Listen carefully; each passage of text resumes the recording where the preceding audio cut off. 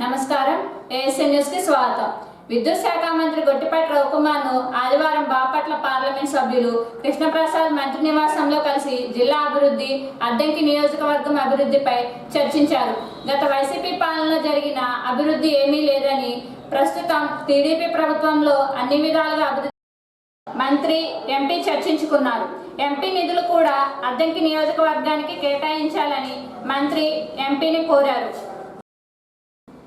అద్దంకి మండలంలోని తిమ్మాయపాలెం జిల్లా పరిషత్ ఉన్నత పాఠశాలలో 10వ తరగతి చదివిన ఇద్దరు విద్యార్థినులు ఒంగోలులో IIITలో సీట్లు సాధించినట్లు హెచ్ఎం గంగాధర్ తెలిపారు. ఈ సందర్భంగా IIITలో సీట్లు సాధించిన వెన్నెల, హేమలతలను గంగాధర్ అభినందించారు.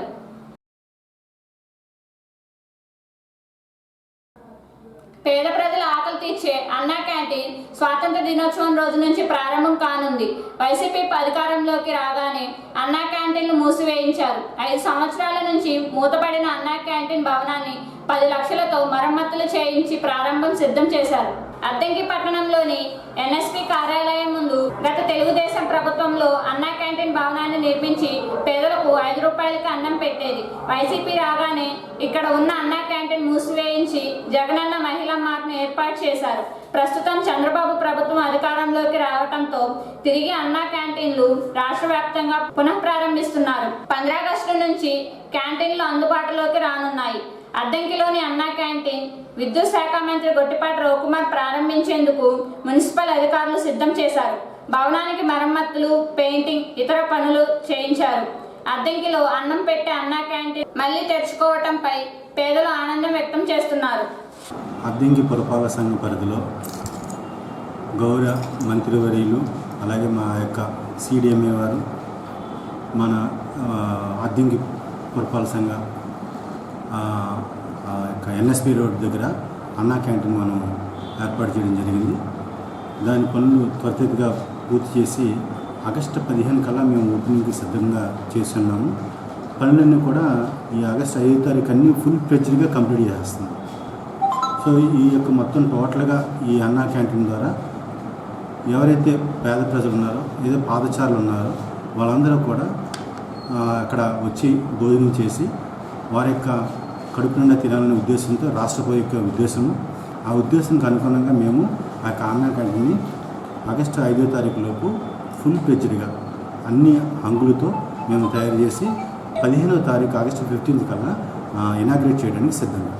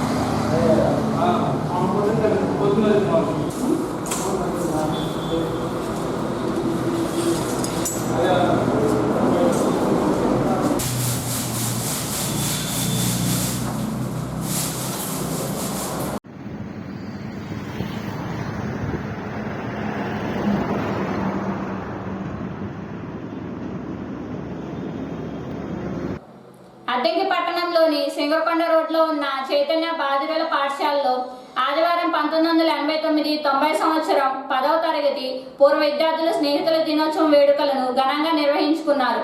విద్యార్థుల మధ్య కేక్ కట్ చేసి శుభాకాంక్షలు తెలుపుకున్నారు. తదుపరి 26,000 రూపాయల విలువ కలిగిన కూలింగ్ వాటర్ మిషన్ను బహుకరించి 2 పూటల భోజనం వసతి కల్పించారు. ఈ సందర్భంగా జ్యోతి రమేష్ బాబు మాట్లాడుతూ 2015లో ఏర్పడిన సేవాస్ఫూర్తి కమిటీ గత 9 సంవత్సరాల నుంచి ప్రతి సంవత్సరం వృద్ధాశ్రయంలో, అనాథాశ్రయము, బాధితుల పాఠశాలలో స్నేహితుల దినోత్సవం మిత్రులందరూ కలిసి జరుపుకోవడం సంతోషంగా ఉందన్నారు. ఇప్పటి వరకు సేవాస్ఫూర్తి కమిటీ తరపున 36 లక్షల రూపాయలతో వివిధ రకాల సేవా కార్యక్రమాలు నిర్వహించారని, భవిష్యత్తులో కూడా ఇలానే సేవా కార్యక్రమాలు కొనసాగిస్తారని రమేష్ బాబు చెప్పారు. సహకరిస్తున్న పూర్వ విద్యార్థులందరికీ కృతజ్ఞతలు తెలియజేశారు. మరొకసారి స్నేహితుల దినోత్సవ శుభాకాంక్షలు.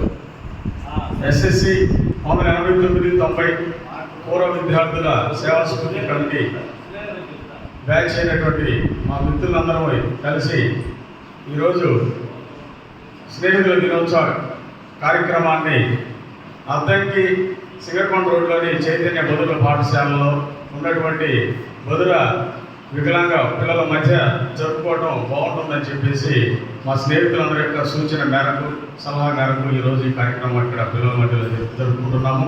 అందుకు మా మిత్రులందరికీ కూడా ప్రత్యేకమైనటువంటి అభినందనలు ధన్యవాదాలు తెలియజేస్తున్నాము. మా ఎస్ఎస్ 89-90 బ్యాచ్ ఏర్పడి ఇప్పుడు 9 సంవత్సరాలు. 2015లో మొట్టమొదటి మేము సారి కలిసి గెట్ టుగెదర్ ఏర్పాటు చేసుకోవడం జరిగింది. ఆ రోజు మా మిత్రులు ఎంతోమంది తమ యొక్క సమయాన్ని శ్రమను వెచ్చించి ఆ కార్యక్రమం ఏర్పాటు చేయడం జరిగింది. అప్పటి నుంచి ఇప్పటి వరకు కంటిన్యూగా మేము ఏదో ఒక సేవా కార్యక్రమం చేస్తూ దాదాపుగా 35 లక్షల పైన ఇప్పటికీ మేము చదువుకున్న పాఠశాలలు కానీ మా తోటి విద్యార్థుల యొక్క ఆర్థిక పరిస్థితులు కానీ లేదా పేదవారి యొక్క ఆర్థిక లేదా అనారోగ్య పరిస్థితులు కానీ అలాగే వృద్ధులు అనాథలు ఇతర బాధితులు ఎవరైతే ఉన్నారో ప్రతి ఒక్కరికి కూడా మేము అనేక రకాలైనటువంటి సేవలు అందించి ఉన్నాము. ఈ బదులు పాఠశాలలో మేము వాటర్ ప్లాంట్ కూడా ఇచ్చున్నాం. ఇంతకుముందు అనేక సార్లు కార్యక్రమాలు చేశాం. అదేవిధంగా ఈరోజు ఆ బదులు పాఠశాలలో మేము కార్యక్రమం జరుపుకుంటామని ఈ పాఠశాల చైర్మన్ గారు అయినటువంటి భూనూరి ఆరోగ్యం గారికి చెప్పగా మంచిదయ్యా, అయితే మా పిల్లలకి ఆ కూలింగ్ ఫ్రిడ్జ్ వాటర్ ఒకటి ఇస్తే వాటర్ ఫ్రిడ్జ్ పిల్లలు మంచినీళ్ళు పట్టుకోవడానికి ఇబ్బందిగా ఉంది, అది ఇస్తే సౌకర్యంగా ఉంటుంది అంటే మా మిత్రులు చెప్పగానే అందరూ స్పందించి వెంటనే మా అధ్యక్షుడైతే ఎంతైతే వస్తుందో చూడండి, ఎంత పొరపడి అంత నేను ఇస్తానని ఆయన మాట ఇచ్చాడు. వెంటనే స్పందించారు. అగ్రీని కానీ హైదరాబాద్ నుంచి శైలియా కానీ అలాగే శాంత కానీ అదేవిధంగా మధ్యనేని శివపార్వతి కానీ అదేవిధంగా ఇక్కడ ఉన్నటువంటి మిత్రులందరూ కూడా ఇక్కడ పేరు చెప్పుకుంటూ పోతే చాలా ప్రతి ఒక్కరూ ముందస్తుగా వాళ్ళు ముందుకు వచ్చి సహకారం అందించినందుకు వాళ్ళందరూ కూడా ప్రత్యేకమైనటువంటి కృతజ్ఞతలు తెలియజేస్తూ ఇదే విధంగా భవిష్యత్తులో కూడా మేము అనేక సేవా కార్యక్రమాలు ఖచ్చితంగా మేము ఉన్నంత కాలము జరుగుతామని చెప్పేసి జీవితాంతి కార్యక్రమాలు జరుగుతామని చెప్పేసి ముఖ్యంగా ఇక్కడ ఈ చిన్నారుల మధ్య ఎందుకు జరుపుతున్నామంటే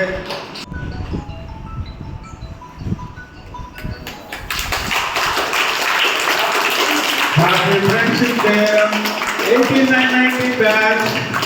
Happy Friendship Day to all of 89-90 batch. Thank you very much. Happy Friendship Day, Happy Friendship Day,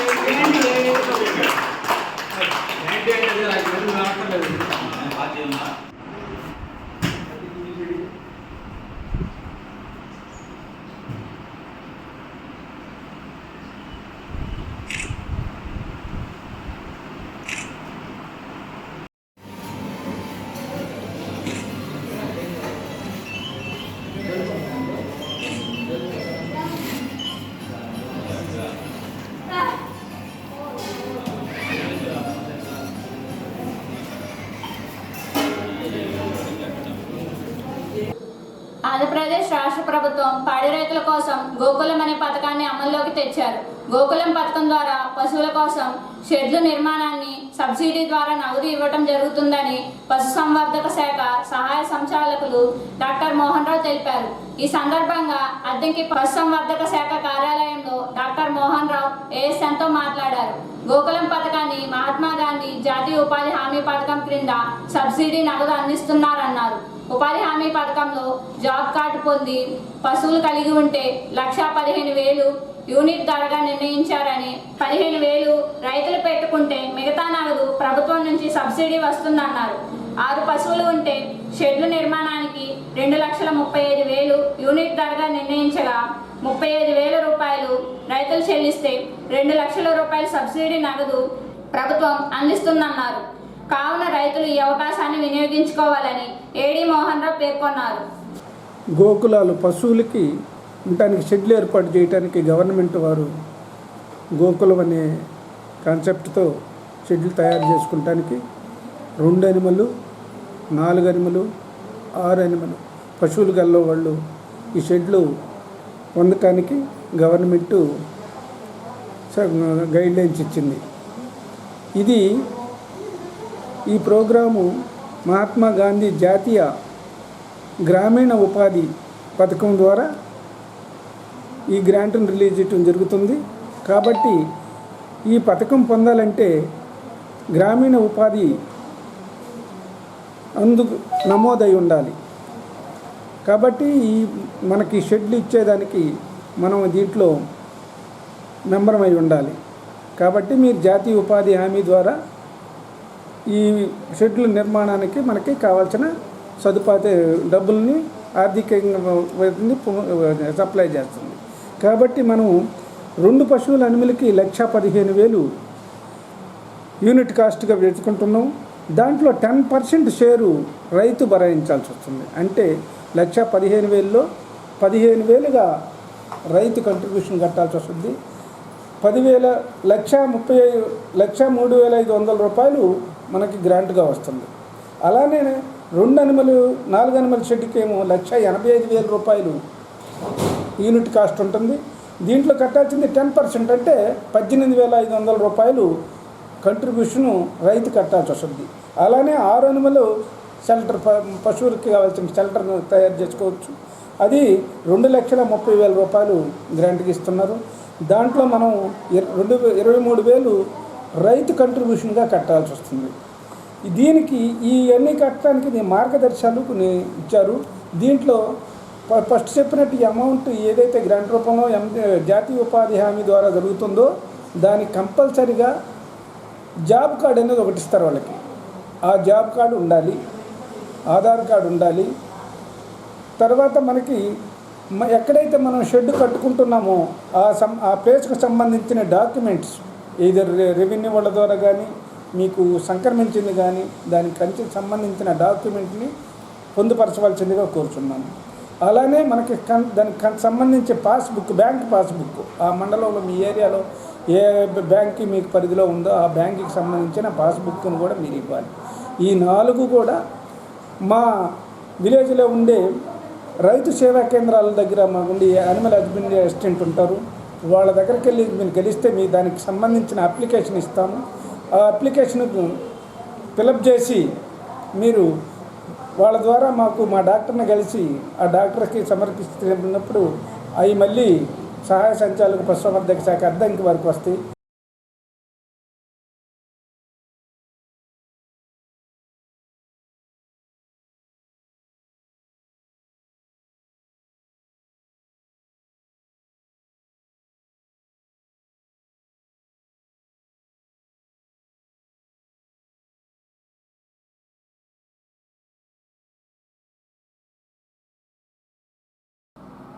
అమావాస్య సందర్భంగా సింగరకొండ శ్రీ ప్రసన్నారాయణ స్వామివారి దేవాలయంలో కలది ఫలార్చన ఎంతో వైభవంగా జరిగింది.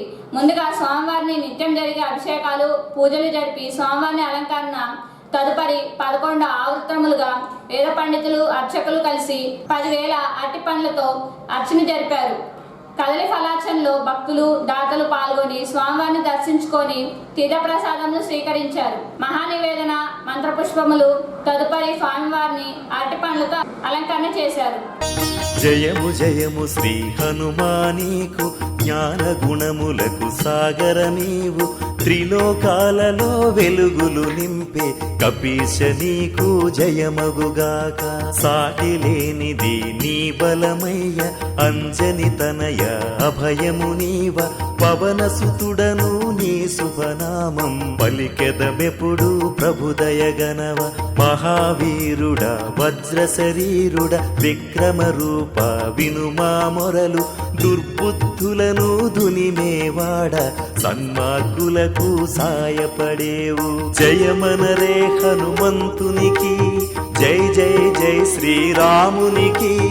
రామభక్త హనుమానుడే, జనుల బ్రోచు భగవానుడే.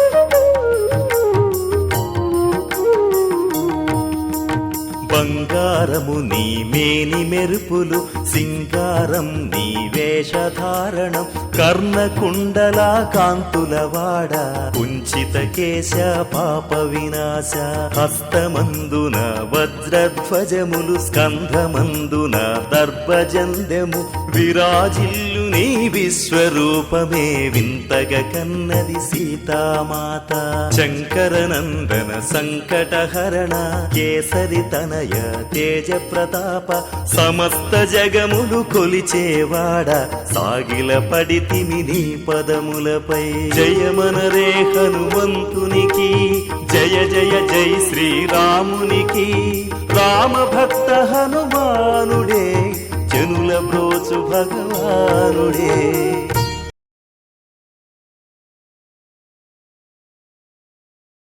ఏషను సమాప్తం. నమస్కారం.